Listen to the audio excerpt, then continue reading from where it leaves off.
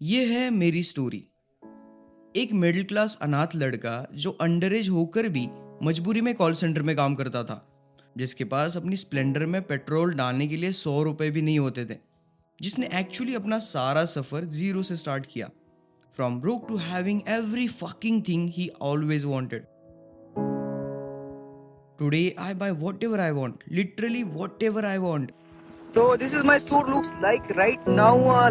And यहाँ पर अगर आप आते हो ना तो आपके पास बहुत सारे पैसे चाहिए, बहुत सारे, लिटरली बहुत ज्यादा पैसे चाहिए। From broke to building multiple crore online business. 1,40,40,00,000 रुपए की सेल लास्ट के 365 डेज में हमने स्टोर के ऊपर करी है। ऑलमोस्ट 12,500 ऑर्डर्स इस स्टोर के ऊपर क्रॉस किए हैं। And look at this view guys, like oh हो क्या है भाई ये। Currently, I'm 22. We have 4 sports bikes, 2 cars, dream setup. I travel whenever I want, international trips, 6 to 7 figure income business. अगर मैं कर सकता हूँ तो आप भी कर सकते हो। आज मैं आपको वो हर स्टेप बताने वाला हूँ जो मैंने लिया यहाँ तक पहुँचने के लिए। आज मेरा बर्थडे है एंड आज के दिन मुझे एक काम करना था जो मैं काफी टाइम से टाल रहा था। वो सब लोग जो कहते थे इस लड़के का कुछ नहीं होगा, उनके लिए नहीं बट अपने लिए। ये स्टोरी है एक छोटे से घर से शुरू होकर यहाँ तक पहुँचने की। कोई फिल्मी कहानी नहीं, कोई शॉर्टकट नहीं, सिर्फ एक बंदा, बहुत सारी गलतियां और एक चीज जो कभी नहीं गई। और इस वीडियो के एंड में मैं आपको एक चीज बताऊंगा जो मैंने आज तक किसी को भी नहीं बताई। मैं एक मिडिल क्लास फैमिली में पैदा हुआ। मम्मी पापा, मैं, अपनी छोटी सी सिस्टर एंड अपनी दादी माँ। घर छोटा सा था, पैसे ज्यादा नहीं थे, बट एक चीज थी, सब लोग एक्चुअली में साथ थे। सेकेंड स्टैंडर्ड वो दिन मुझे याद है। वो दिन जब सब कुछ चला गया, मेरी मम्मी चली गई थी। मैं जब सेकेंड स्टैंडर्ड में था तब। ओके,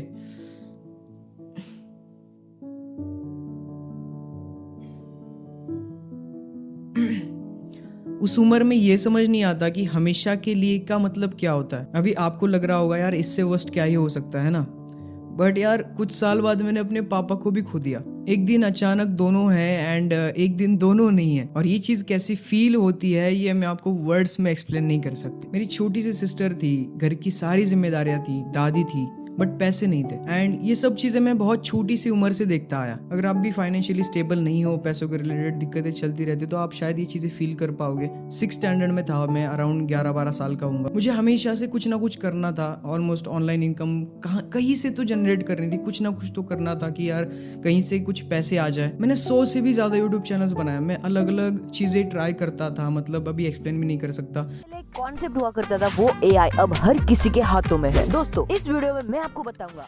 मैं अलग अलग एनिमीज के वीडियोस बनाता था, उनके ऊपर वॉइस ओवर करता था, उनको एक्सप्लेन करता था, मूवीज का रिकैप देता था। होने वाला क्यों आज के वीडियो का टॉपिक होगा how to install shaders in Minecraft pocket edition mobile या फिर एंड्रॉइड। ओके, क्योंकि मतलब बहुत सारे लोगों को पता होगा कि मोबाइल में शेडर्स कैसे इंस्टॉल कर। उसके बाद मैंने ऐसे फाइनेंशियली अर्निंग की बहुत सारी चीज़ें ट्राई करी। कंटेंट क्रिएशन ट्राई किया मैंने, इंस्टाग्राम पेजेस बनाए मैंने, फेसबुक पेजेस रन किए, ठीक है, मतलब फेसलेस चैनल जो होते हैं फेसबुक के ऊपर, अलग अलग मूवीज़ अपलोड करी मैंने, ब्लॉगिंग ट्राई करी, वीडियो एडिटिंग ट्राई करी मैंने, ट्रेडिंग भी ट्राई करी, और न जाने क्या क्या चीज़ें मैंने करी। बीच में ओमेगल का ट्रेंड आया था, उस वक्त मैं ओमेगल वीडियोज़ बनाता था। तो ये सारी चीज़ें मैं ट्राई करता गया 6 से ऑलमोस्ट 12th स्टैंडर्ड तक। सब में मैं फेल ही होता गया।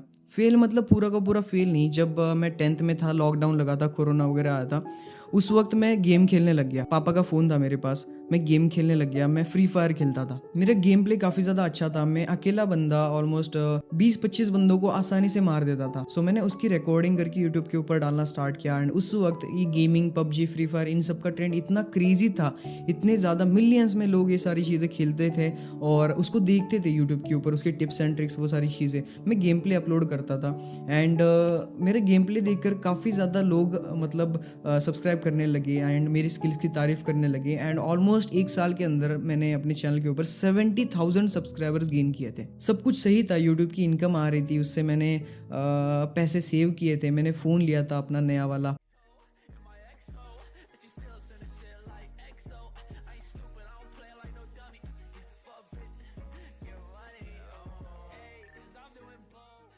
एंड इसके बीच में भी और ज़्यादा चीज़ें हुई एंड मुझे लगा कि यार अब कुछ स्टेबल है, 15-20 हज़ार रुपये मंथली में कमाने लग गया था। बट जैसे ही आपको लगता है कि यार सब कुछ ठीक हो रहा है, एकदम से सब कुछ फिर से वही आ जाता है। सेम चीज़ मेरे साथ भी हुई, मेरा चैनल भी डिलीट हो गया। जब लॉकडाउन खुला तब मैं फिर से जीरो पे आ गया था। मतलब मेरे पास ना यूट्यूब चैनल था, उसके बाद गेम खेलना लोगों ने बंद कर दिया कंटेंट के ऊपर, एंड फिर से मैं नया यूट्यूब चैनल भी नहीं बना सकता था बिकॉज फिर से जीरो से स्टार्ट करना is not a joke. 12th standard तक यही सेम चीज चलती रही, ट्राई फेल। अगर तुम इस वीडियो को देख रहे हो और तुमने कभी कोई चीज ट्राई करी और फेल हुए तो वो फेल होना प्रूफ था कि तुमने ट्राई किया। बट बस एक चीज, तुमने ट्राई करना बंद नहीं करना चाहिए था। एंड सेम चीज मैंने भी करी। लोग कंटिन्यू ताने मारते थे कि क्या ये बंदा घर में बैठकर गेम खेल रहा है, कुछ काम कर ले, घर में दादी को हेल्प कर दे, फाइनेंशियली हेल्प कर दे। एंड ये सब ताने सुनकर मैंने फाइनली एक कॉल सेंटर को ज्वाइन किया। मेरा रूटीन बन गया था, सुबह 9 बजे से शाम 4 बजे तक मेरा कॉलेज हुआ करता था और शाम 6 बजे से सुबह 5 बजे तक मेरा कॉल सेंटर में काम होता था। नाइट शिफ्ट करता था मैं उस वक्त, और यही मेरी जिंदगी बन गई थी। मेरे पास अपने पापा की स्प्लेंडर थी और उसमें पेट्रोल डालने तक के भी पैसे नहीं होते थे मेरे पास। डेली वही चीजें कर करके मैं परेशान हो गया था। मुझे हमेशा से कुछ अलग करना था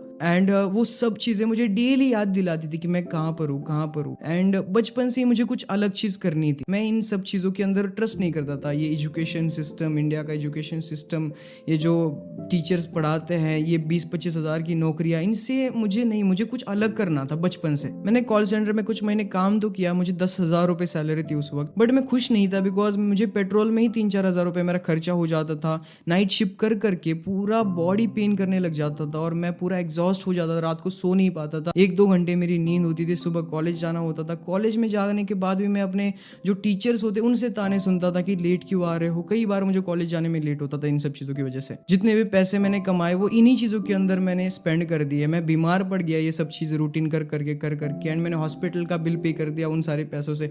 कुछ पैसे पेट्रोल में खत्म हो गए एंड ऐसे करके मैंने जितने भी पैसे कमाए थे सब कुछ यहीं पर खत्म हो गया। एंड अचानक से एक दिन आया जब मैं यूट्यूब देख रहा था एंड ऐसे ही मैंने रैंडमली एक बंदे की वीडियो देखी, लाखों के सेल्स, अच्छी लाइफस्टाइल एंड सारी चीज़ें, एंड मेरे अंदर में क्यूरियोसिटी जगी कि भाई ये बंदा कर क्या रहा है। फिर मुझे पता चला इस बिजनेस को इंडियन ड्रॉप शिपिंग कहा जाता है। फिर मैंने Indian drop shipping and international drop shipping दोनों के ऊपर काफ़ी रिसर्च करी। मैंने यूएसए के वीडियोस फाइंड किए, उनको देखता था मैं। यूएसए के जो भी यूट्यूब चैनल्स थे, इंडिया के अंदर उस वक्त कंटेंट वगैरह बनाने वाला कोई नहीं था, ये सब चीज़ें सिखाने वाला वीडियोज़ ही अवेलेबल नहीं थे इंडिया के अंदर। अभी ड्रॉप शिपिंग के ऊपर मैंने काफ़ी सारी रिसर्च करी एंड अभी एक्चुअल में मुझे इंडियन ड्रॉप शिपिंग को स्टार्ट करना था। बट फिर से वही बात, बिजनेस करने के लिए पैसे चाहिए होते हैं और वही मेरे पास नहीं थे। अभी मैंने ये जो बिजनेस मॉडल है, मैंने मेरे अंकल को समझाया, मेरे मौसी के हस्बैंड, एंड उनको ये सारी चीज़ें समझाई, बट फिर भी उनको उतनी सही तरीके से समझ नहीं आई। तो मैंने एक ड्रॉप शिपिंग का छोटा सा कोर्स था वो उनको भेजा, उन्होंने कंप्लीट देखा एंड सबसे पहला उनका सवाल था कि ये जो रोपोजो क्लाउड, ये जो भी तुम सप्लायर कंपनीज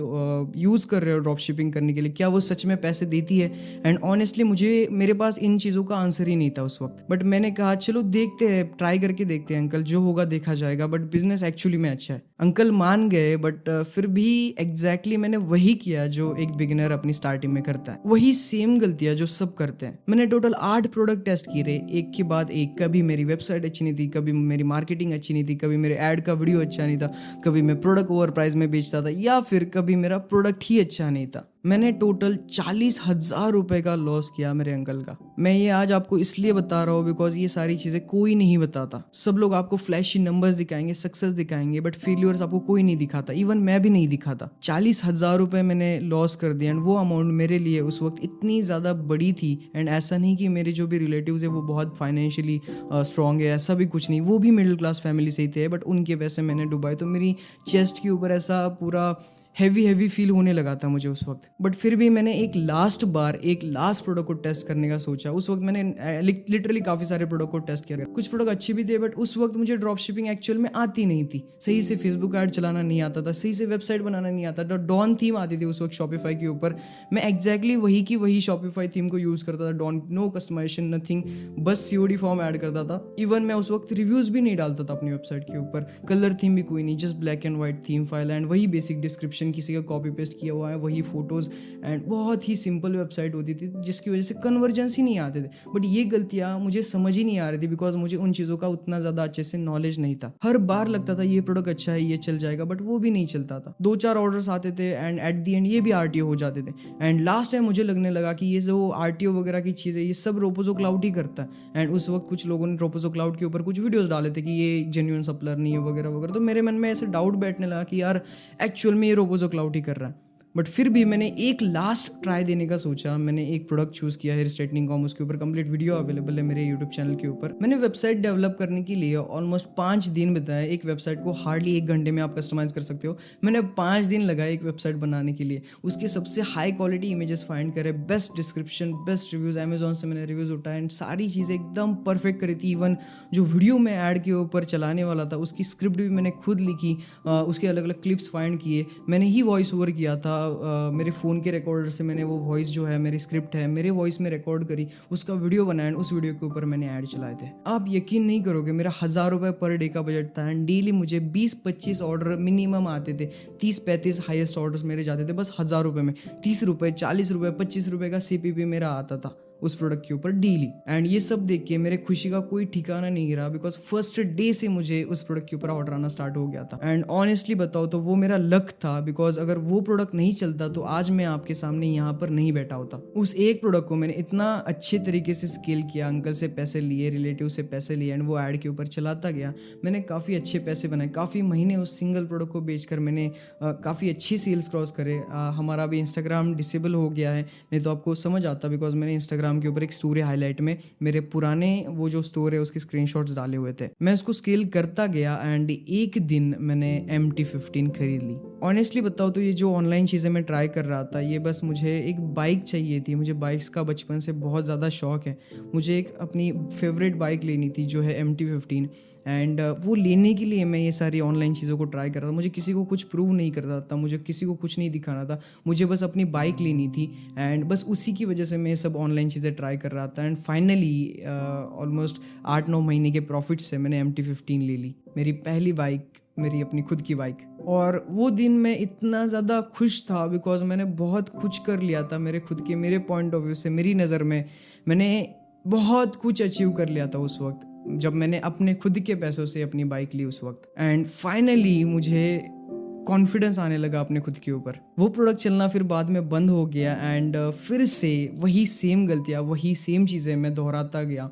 सेम गलत प्रोडक्ट टेस्टिंग, सही तरीके से वेबसाइट ना बनाना, सही तरीके से ऐड ना चलाना, वीडियो कितना भी अच्छा हो टारगेटिंग सही से ना करना, कोई चीज़ का मुझे आइडिया ही नहीं था। मैं बस तुक्का लग गया था, मेरा वो प्रोडक्ट विनर निकल गया था एंड उसके ऊपर मैं बस एड स्पेंड बढ़ाता गया था। दैट्स वाई मेरे प्रॉफिट हुए। फिर मैंने एक्चुअल में ड्रॉप शिपिंग के रिलेटेड डीप रिसर्च करना स्टार्ट कर दिया, फेसबुक एड्स के रिलेटेड डीप रिसर्च करना स्टार्ट कर दिया। उस वक्त मैंने एक इंटरनेशनल बंदे का ओनली फेसबुक एड्स का कोर्स लिया था। मैंने नॉलेज के अंदर इन्वेस्ट करना सही समझा एंड उस फेसबुक एड्स के कोर्स से मैं बेसिक फेसबुक एड्स सीखा। ऐसा नहीं कि बहुत कुछ सीखा, मैंने ड्रॉप शिपिंग के रिलेटेड रिसर्च करी, मैंने फेसबुक एड्स के रिलेटेड रिसर्च करी, बट एक्चुअल में सही तरीके से क्लैरिटी से कुछ वीडियोज़ ही अवेलेबल नहीं थे। बट फिर भी मैं अपने तरीके से सीखता गया, मैंने खुद का टाइम लगाया। मुझे ऑलमोस्ट 1 साल तो इसके लिए लगा कि यार ये फेसबुक एड्स ऑप्टिमाइज कैसे होते हैं, फेसबुक एड्स कैसे चलते हैं, ये समझने में मेरा 1 साल चला गया। बट जब मैंने सीखा तो उसके बाद से मैंने कभी पीछे मुड़ के नहीं देखा। प्रॉफिट के साथ साथ लॉस भी होते थे but it's a part of game because आप ड्रॉप शिपिंग अगर कर रहे हो तो आपको मल्टीपल प्रोडक्ट टेस्ट करने ही पड़ेंगे एंड टेस्ट करने के बाद ही आपको एक्चुअल में एक विनर प्रोडक्ट मिलेगा। बस मैं करता गया। आज हमारे पास 4 स्पोर्ट्स बाइक है। हर बाइक की अपनी एक अलग यूनिक स्टोरी है। इवन मेरे लिए मैनिफेस्टेशन इतनी अच्छी तरीके से वर्क है। अगर मुझे कोई चीज़ चाहिए तो वो कंटिन्यू मेरे दिमाग में होती है। आज भी मेरी दीवार के ऊपर पोस्टर्स लगे and I am pretty sure कि ये चीज़ें भी मैं एक दिन 100% अचीव करूँगा। 1 साल नहीं 2 साल लग जाएंगे बट ये चीज़ें मैं 100% अपनी लाइफ में अचीव करूँगा बिकॉज मैं उनको कंटिन्यूसली मैनिफेस्ट करता रहता हूँ। अगर ये वीडियो अच्छा जाता है तो मैं और भी इस तरीके की वीडियोज़ आपको लाता रहूँगा। मेरी लाइफ के जो भी लेसन्स है वो आपको सिखाता जाऊँगा।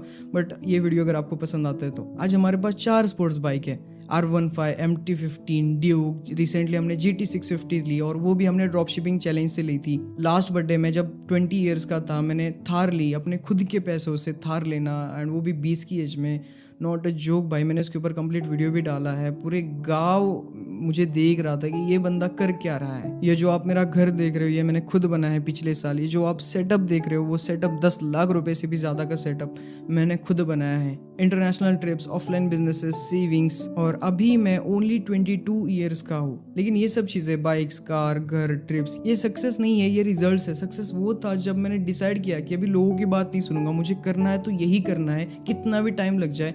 एंड मेरे पास कोई प्लान भी था ही नहीं, ऑलवेज यही था जो भी था। अभी बाकी सारों से नहीं, यहाँ तक बस ऑलमोस्ट मैं कहता हूँ 10% लोग ही यहाँ तक पहुँच पाते हैं। अगर तूने ये पूरी वीडियो देखी है तो बस तू ही जानता है मैं कहाँ से आया हूँ। अगर तू भी वही है जहाँ से मैं आया हूँ, फर्स्ट ईयर कॉलेज में या फिर कॉल सेंटर में या फिर 40,000 रुपए के लॉस में, तो सुन, जो भी मेरे साथ हुआ, मेरे पेरेंट्स नहीं रहे, मैं कॉल सेंटर में जॉब करता था, मैं लॉस में था, मैं कंटिन्यू डिप्रेशन में रहता था, मैं कंटिन्यू ये सोचता रहता था कि क्या करूँ। मैं कई रातें मैं सोता नहीं था, कई रातें मैं रोता था, कई दिन मैं अपने पेरेंट्स को मिस करता था। वो हर एक फेल, ये सब चीज़ें नेसेसरी थी बिकॉज उनकी वजह से ही मैं यहाँ तक इतना जल्दी पहुँच पाया। ये वीडियो मैं बस उस लिए डाल रहा हूँ बिकॉज बहुत सारे लोग ये फ्लैशी लाइफस्टाइल एंड ये लाखों के नंबर्स देखकर इन्फ्लुएंस हो जाते हैं एंड इसको as a quick rich scheme समझते हैं, बट ये है नहीं। यही समझाने के लिए मैंने आज का ये वीडियो अपलोड किया है। जाते जाते एक चीज़ करना, इंस्टाग्राम को फॉलो ज़रूर कर लेना, सब्सक्राइब कर लेना, बिकॉज अपनी जर्नी मैं इस यूट्यूब चैनल के ऊपर शेयर करता रहूँगा। ड्रॉप शिपिंग, बिजनेस, लाइफ, सब कुछ,